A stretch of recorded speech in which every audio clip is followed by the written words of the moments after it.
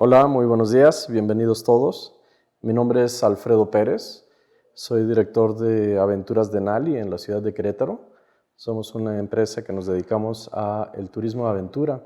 Hacemos escalada, hacemos una actividad que se llama puenting, hacemos cañonismo, kayaks. Y pues el día de hoy estamos aquí con ustedes para comentar algunos pequeños detalles que nos puedan ayudar como consumidores a buscar cuáles son los puntos que me darían la seguridad y la certeza de que estoy trabajando con un operador de turismo serio, formal y que sobre todo que garantice la seguridad de la actividad que voy a hacer. Entonces, por principio de cuentas, me gustaría comentarles que va a ser muy importante que verifiques que realmente tu prestador de servicios cuenta con las acreditaciones necesarias para ofrecerte el servicio. En México existe la norma 09 de la Secretaría de Turismo, que es la norma que regula cuáles son los requerimientos que tiene que cubrir un prestador de servicios con la idea de otorgarnos cierto nivel de garantías y de seguridad. Entonces, en la norma 09 podemos encontrar diferentes actividades como son el excursionismo, la escalada, la alta montaña, el espeleísmo, el buceo, el ciclismo y así sucesivamente una serie de actividades especializadas. Precisamente en este momento aquí pues cuento con mi credencial que me avala como guía certificado de turismo de aventura. En este caso, en esta credencial en particular, es la credencial de excursionismo. Entonces, lo primero que tienes que preguntarle a tu prestador de servicios es, ¿cuentas con una credencial de Sectur ante la norma 09? Bueno, una vez cubierto este requisito, podemos ir a lo siguiente. En mi caso, mi especialidad está mucho más destinada hacia el área de montaña, hacia el área de cuerdas, escalada en particular, y me gustaría pues comentarte algunos puntos que puedes checar respecto de la seguridad de este tipo de actividades. Voy a enumerar algunas actividades, vamos a incluir escalada, rappel, tirolesas, cañonismo y existen algunas otras variantes como sería el puenting y como podría ser las plazas de desafíos, que son unas plazas aéreas donde igualmente se usan ciertos equipos y la idea es completar un recorrido aéreo con el uso de estos equipos. Pues por principio de cuentas lo que deben de saber es que los equipos tienen cierta caducidad. Tenemos dos tipos diferentes de equipos, los textiles y los sólidos. En los textiles pues vamos a encontrar cintas, cuerdas, arneses. También en los sólidos vamos a encontrar todo lo que es metálico, que podrían ser mosquetones, que son los ganchos con los que nos conectamos a diferentes elementos. También vamos a encontrar dispositivos de frenado, como es el caso de ochos, ATCs, gris, que son dispositivos que nos permiten trabajar con las cuerdas de forma tal que puedas entregar o recibir cuerda y en un momento dado frenarla del todo. Son los equipos que vamos a usar, por ejemplo, para hacer rappel. Finalmente tenemos el tema de los cascos, en un aspecto muy general, porque hay otros equipos muy particulares. Entonces, tenemos todo este grupo de equipos. Todos estos equipos tienen ciertos límites, cierta caducidad, así que va a ser muy importante que verifiques la fecha de fabricación de estos equipos. Particularmente me voy a concentrar en el tema del arnés. Los arneses en todo momento deben de poseer una etiqueta que los identifique. Esa etiqueta, entre otros datos, debe de indicarte la fecha de fabricación del arnés. Si esta fecha ya excedió los 10 años, definitivamente ese arnés ya no sirve, ya no funciona, está caducado. No se vale que un prestador de servicios te esté ofertando su servicio con arneses que ya han caducado. Así que o te da un arnés que tenga una fecha de caducidad vigente, que no exceda de los 10 años, o es mucho mejor declinar la aceptación del servicio por este motivo. Las condiciones de los equipos. Los equipos deben de estar revisados. Eso es un punto que nos va a dar muchísima certeza en cuanto a la clase de servicio que te están prestando. Si el guía o el instructor o el responsable de la actividad te dice, antes de usar nuestro arnés, lo vamos a verificar, lo vamos a revisar, pues está haciendo lo correcto, porque tenemos que revisar los equipos antes de cada uso, antes de cada ejecución, tenemos que hacer una inspección, aunque sea una inspección rápida, visual, en la que vamos a buscar que no haya ningún defecto o ningún daño visible o perceptible dentro de nuestro equipo.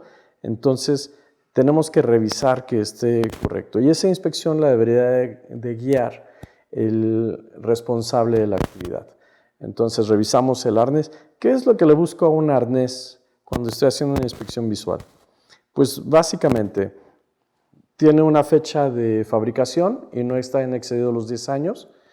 No tiene ningún daño visible en ese momento, desgastes, rotos, cambios de coloración, cambios de textura en los textiles, que no le falten partes. Es muy fácil que si el prestador de servicios tiene 10 arneses, pues puedas tomar 2 y puedas comparar que ambos están iguales, es decir, que no le falten piezas a uno y al otro, ¿no?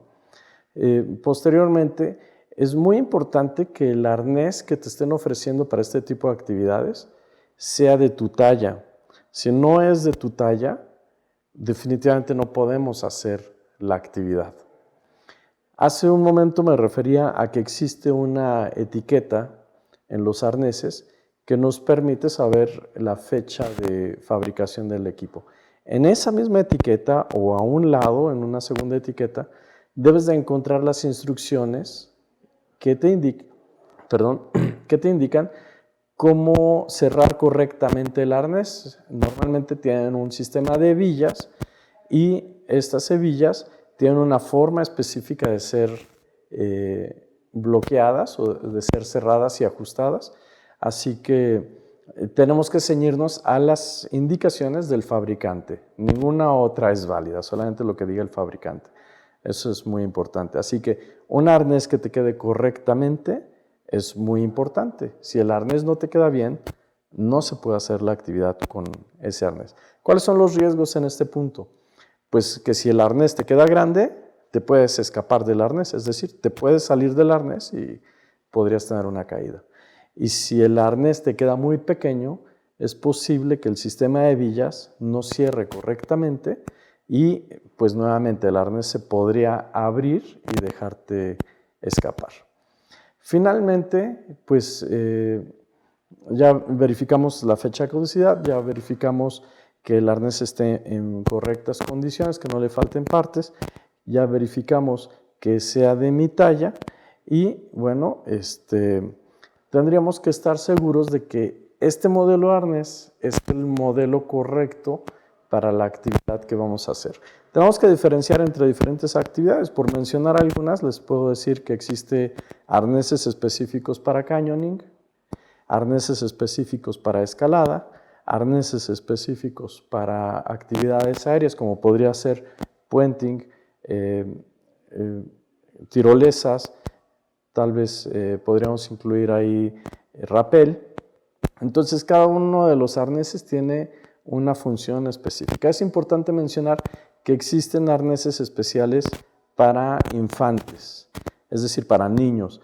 No es lo mismo el arnés para un adulto que el arnés que ocuparíamos para un niño, especialmente los más pequeños. Así que el arnés para niño tendrá que ser completo. Toma la parte pélvica, toma la parte del plexo solar, del pecho, y es un arnés integral. Esto obedece a que el cuerpo de un adulto y un infante son diferentes. Bien, una vez superado el tema del arnés, pues podríamos hablar de los otros insumos. Entonces es muy importante que todos los equipos que vamos a utilizar tengan una certificación, por mencionar algunos, los más destacados. Los sistemas, que serían los 8 que usamos para hacer rappel, o los ATCs, que es otro instrumento que también sirve para las cuerdas. los mosquetones, las cintas, los cascos, todos estos instrumentos deben de contar con una certificación. Muy lamentablemente, algunos operadores, en aras de gastar un poquito menos de dinero, pues meten ciertos equipos que no están certificados. Entonces, eso va para atrás. Todos los equipos deben de contar de forma permanente con una etiqueta y un sello que indique que están certificados. Lo más común de encontrar son dos. Es el CE, C de casa, E de Ernesto, que nos habla del cumplimiento con los estándares para la Comunidad Europea, que por cierto es el más extendido y el más aceptado a nivel mundial. Prácticamente todas las marcas cuentan con este sello y es muy fácil de identificar. Lo van a encontrar en muchísimos artículos. Es una C y una E bastante estilizados. Tengan cuidado porque por ahí en Europa estuvimos teniendo el problema de que teníamos el sello casi idéntico, que era China Exportation, y que no cumple con los estándares que se requieren. Por el otro lado tenemos otro sello que es bastante válido y es el UIA, Unión Internacional de Asociaciones de Alpinismo. Es un sello bastante competente que nos habla de que los equipos han cruzado a través de una serie de pruebas y de unos estándares que garantizan su correcto funcionamiento. Entonces eso ya como que nos va cerrando un poquito el tema de la seguridad.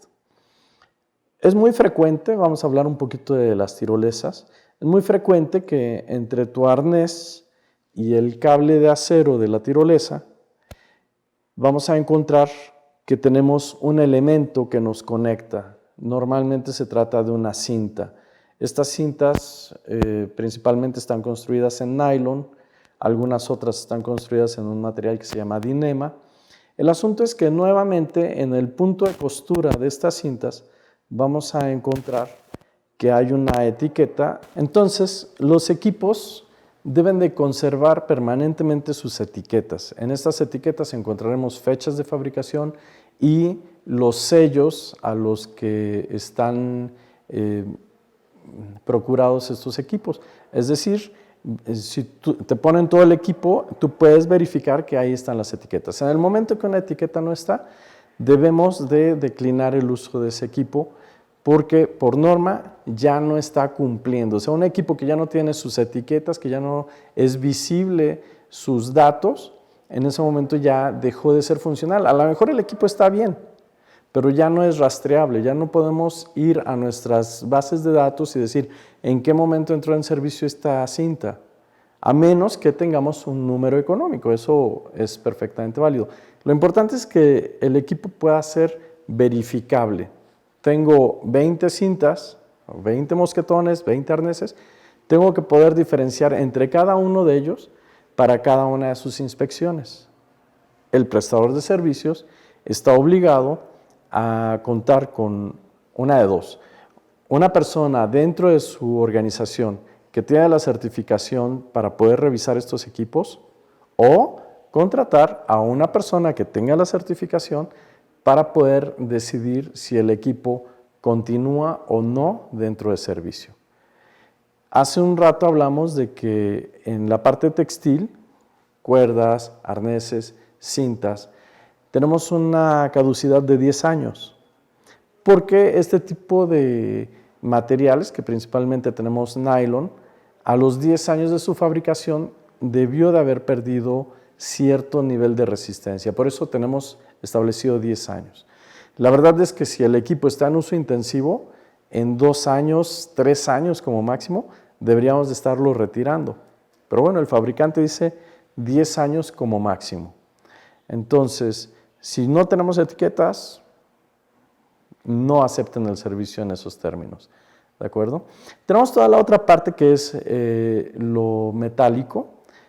Usamos mucho una aleación que se llama duraluminio. Es exactamente el mismo material del que está construido un avión, un Boeing o un avión comercial. Están construidos de ese material. Entonces tenemos un material de muy alta tecnología, muy ligero por un lado, muy resistente a la tenacidad por el otro lado. Entonces, ¿Cuál sería el límite de uso de estos equipos?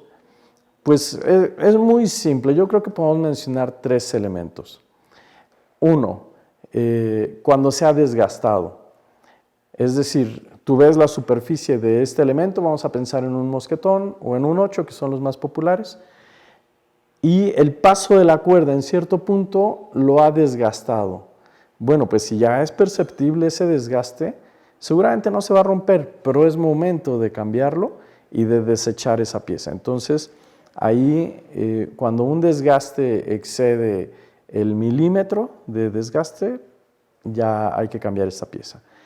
Igual en el 8, tú puedes pasar tu dedo y percibes un desgaste importante donde cruza la cuerda. Bueno, pues es momento de retirar esta pieza del servicio.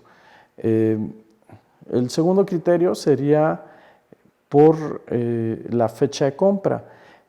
Yo creo que debemos de tener 10 años a partir de la fecha de compra. Ojo, fecha de compra y fecha de fabricación pudieran ser diferentes.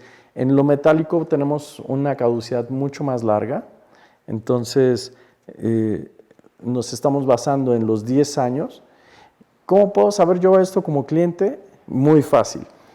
Te volteas con tu guía y le dices, oye, ¿y tus equipos tienen bitácora? ¿La puedo ver? Y ahí una de dos, o te va a decir, sí, con mucho gusto, está en la oficina y te la muestro. O va a tragar un poco de saliva y va a decir, pues es que no tenemos bitácora. Una empresa que no tiene bitácoras de sus equipos, además de que está incumpliendo las normas oficiales, pues está siendo poco seria. Pero si ves que definitivamente el equipo, el mosquetón contra la polea está entrando todo forzado, pues no es compatible, ¿no? Entonces, no deberíamos estar aceptando este tipo de servicios bajo estos términos. Bien, vamos a hablar ahora un poco del factor humano, de lo que deberían de ser los guías. Los guías deberían de ser personas muy profesionales. Estamos trabajando con un riesgo alto y tendríamos que tener bastante experiencia acumulada para poder garantizar de que el resultado de la aventura que estás contratando llegue a buen término, que sea una experiencia feliz y no al contrario, que hemos tenido lamentablemente, no nada más en México, alrededor del mundo, pues muchos casos en los que las cosas no han resultado de forma feliz. Así que, ¿qué tengo que checarle a mi guía? Bueno, pues primero que nada que cumpla con las normas y reglas del país, ¿no? Que tenga una credencial que le acredite para la actividad que voy a hacer. Ojo, la credencial deberá estar visible durante todo el tiempo de la experiencia. El guía deberá aportar su credencial de forma visible todo el tiempo. ¿Qué otra cosa? Pues un poquito pregúntale por su experiencia, de dónde vienes, qué has hecho antes, dónde aprendiste, etcétera, ¿no? No faltará el guía que te diga, pues yo entré a trabajar aquí, tengo 15 días trabajando, ¿no? Y te va a llevar a escalar una montaña. Tal vez no sea la mejor idea, ¿no? Entonces, este tipo de preguntas yo les sugiero, y quizás esta sea la parte más importante de esta charla, háganlas antes de contratar el servicio, no a la mera hora que ya están a la mitad de la montaña, ¿no? Porque lamentablemente los clientes siempre preguntan por el precio y por cuánto es lo menos, pero todos estos detalles los están dejando un poco de lado, ¿no? En la medida que nuestros clientes nos exijan más, pues vamos a tener prestadores de servicios de más calidad y pues eso solamente puede ser promovido por el cliente. Bien, continuando con el tema del guía. El guía tiene formación en primeros auxilios, tiene capacidades para responder ante una contingencia, cuenta con un botiquín, trae su botiquín aquí con él. Sería muy valioso que el guía, antes de iniciar la sesión, abra su botiquín, lo muestre y diga, caballeros, mi botiquín está aquí, va a ir adentro de mi mochila en esta parte y si necesitamos cualquier cosa, aquí está. Entonces eso también te va a dar muchísimas pistas de cómo van a ser las cosas. Considera que Por muy cerca que estés de la civilización, si estás subido en una montaña, el tiempo de llegada de un servicio de emergencias va a ser largo. Entonces, no es nada más de que levanto el teléfono y pido ayuda y listo. Tenemos que atender cualquier emergencia, que ojalá nunca nos toque, pero tenemos que ir preparados. Si no vamos preparados, ya vamos mal, y es algo que como clientes tenemos que verificar siempre. Y finalmente, del guía, pues me gustaría comentar que tiene que ser una persona muy accesible, te tiene que dar confianza, se tiene que mostrar muy profesional, y pues son esos pequeños detalles que te van generando la confianza en el guía de si es bueno o es malo.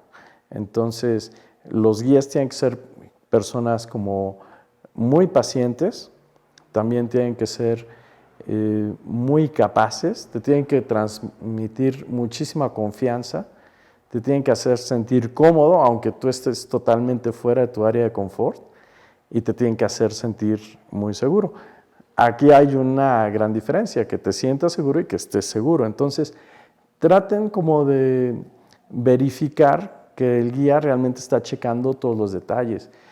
Un guía que te está verificando antes de cada operación, por ejemplo, vas a hacer 3 rapeles y antes de cada rapel verifica casco, verifica arnés, verifica que los elementos metálicos que vas a usar para el rapel estén bien. Es decir, que se preocupe en verificar todos los detalles antes de cada uno de tus rapeles, ¿no?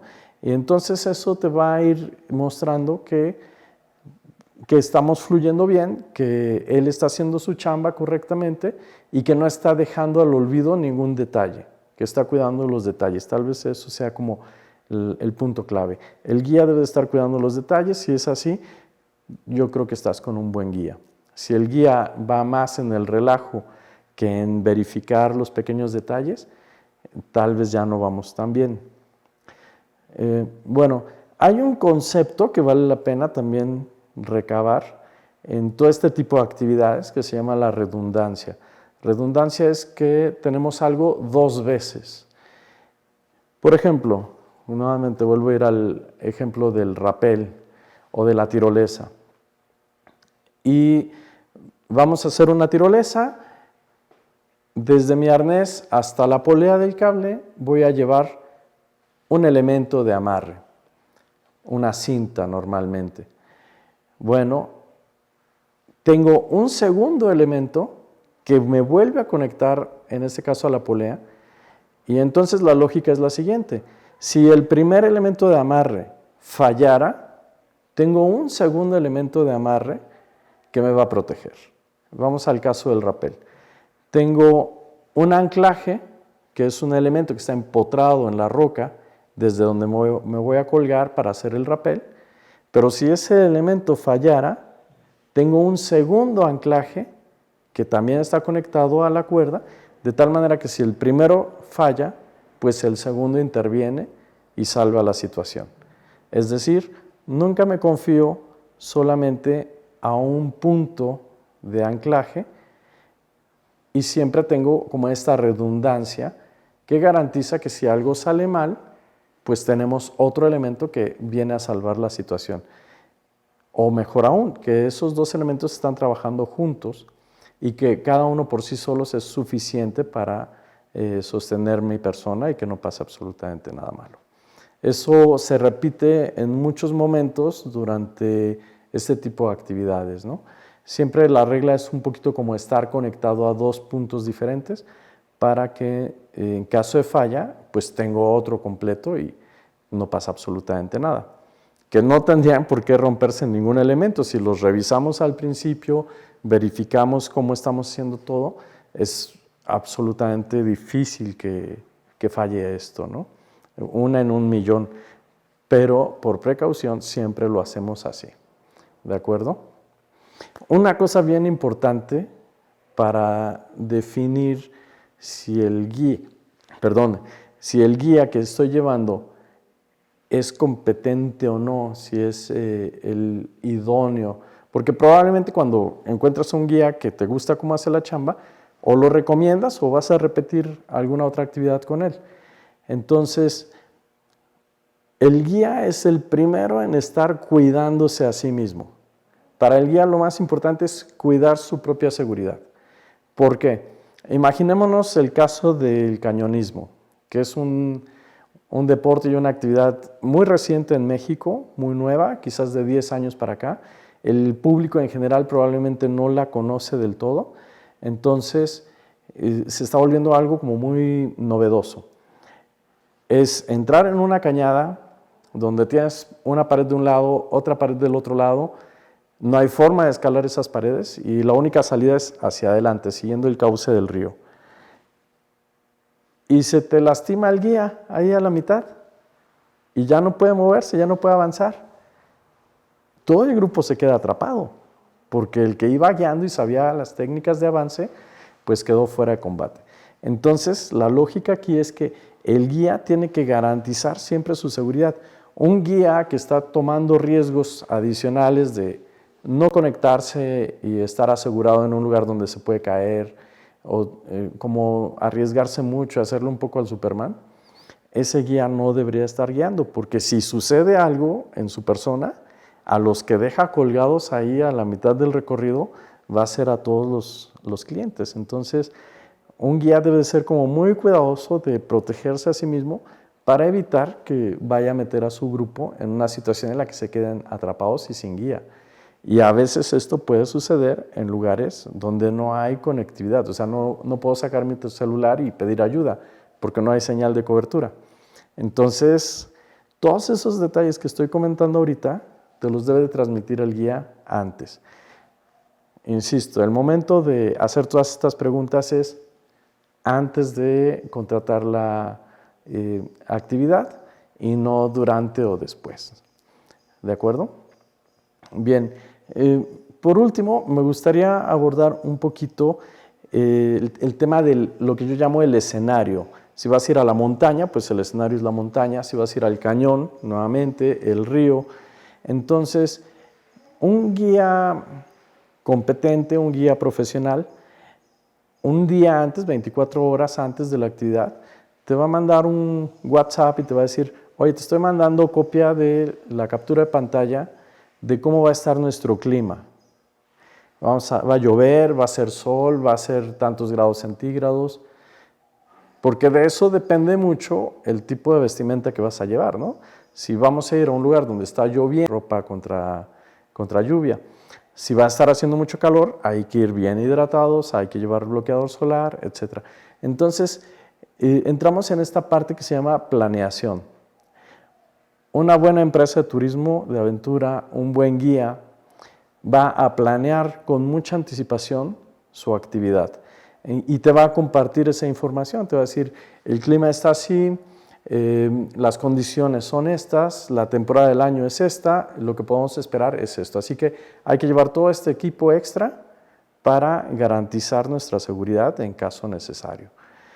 Te va a hablar un poco de la logística, te va a hacer partícipe, vamos a llevar estos equipos, vamos a llevar estos alimentos, vamos a llevar esta hidratación para que en caso de que lo necesitemos, pues lo tengamos. Siempre vale la pena cargar un poquito más de equipo y de insumos para en caso de que no puedas salir a la hora que habías programado salir de la aventura, pues tengas un poquito de cobertura, que no te quedes tan desamparado. Entonces, eso es como la parte de la planeación. Pegada a la parte de la planeación, una empresa de turismo aventura seria, formal, te va a exhibir su contrato con el seguro, un seguro que cubra este tipo de actividades. Entonces, igual, te puede mandar un WhatsApp y decirte, aquí está el contrato con el seguro, nos cubre de aquí hasta acá y por tanto, y empieza a tal hora y termina a tal hora. Entonces, ese es otro dato muy importante.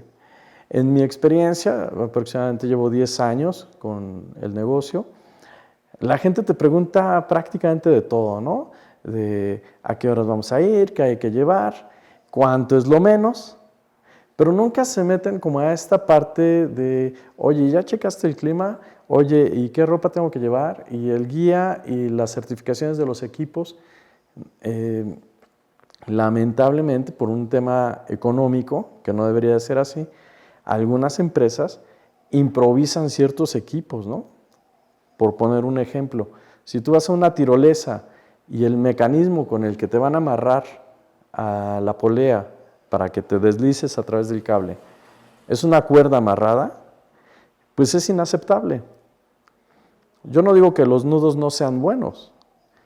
Mi pregunta es, ¿la persona que hizo esos nudos los hizo bien? Si llevas un material cosido con una máquina y aparte tiene una certificación, es mucho menos probable que eso falle a que falle un material improvisado, que tomaron una cuerda que ya habían usado en otra cosa, la cortaron y le hicieron un par de nudos para que tú puedas hacer la actividad. Eso es una improvisación y es lo que no debería estar sucediendo en este segmento de negocios y en este servicio que estamos otorgando, en este caso al turismo.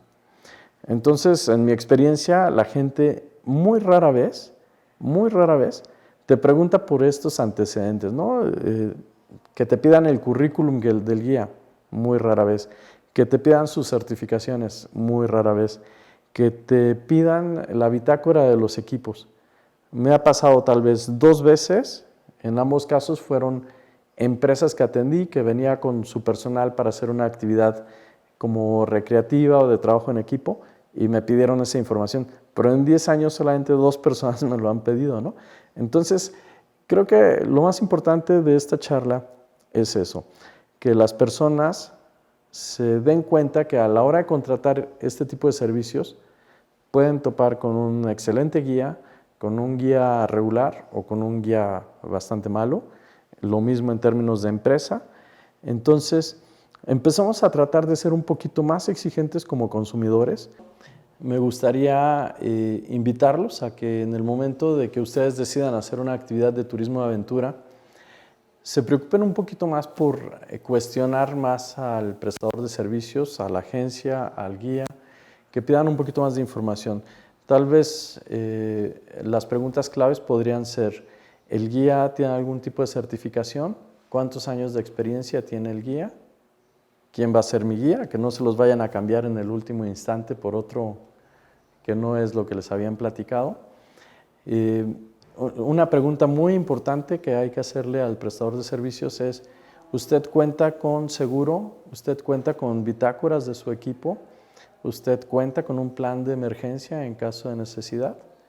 Si todas estas preguntas son contestadas de forma positiva, yo creo que estás en buenas manos y que es una buena idea ir a hacer esta actividad. No hagan su decisión de compra solamente por el precio. Busquen la calidad. En términos de este tipo de actividades es sumamente importante ponernos en manos profesionales y pues de esa manera tener una experiencia positiva y agradable que puedan recordar el resto de sus vidas. Por su atención, muchas gracias. Quedamos a sus órdenes. Querétaro es su casa. Los invitamos a que vengan a visitarnos. Querétaro, orgullo de México.